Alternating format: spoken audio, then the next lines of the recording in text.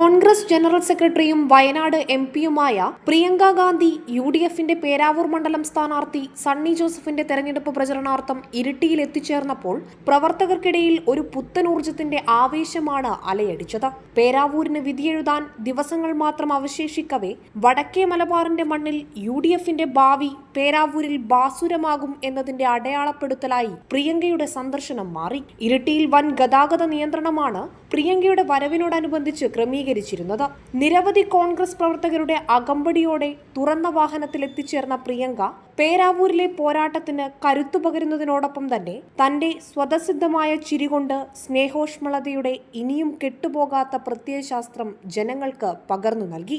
Wayanad MP ആയതിനു ശേഷം കേരളത്തിന്റെ സംസ്കാരവും പാരമ്പര്യവും ജനങ്ങളുടെ ജീവിത സമരങ്ങളും നേരിട്ട് മനസ്സിലാക്കാൻ സാധിച്ച പ്രിയങ്കയുടെ വിജയവഴികളുടെ മാന്ത്രികത വരച്ചുകാട്ടുന്നതായിരുന്നു ഇരിട്ടിയിൽ അവർക്ക് ലഭിച്ച പ്രൗഢോജ്വലമായ സ്വീകരണം. Prime vision news, Iritty.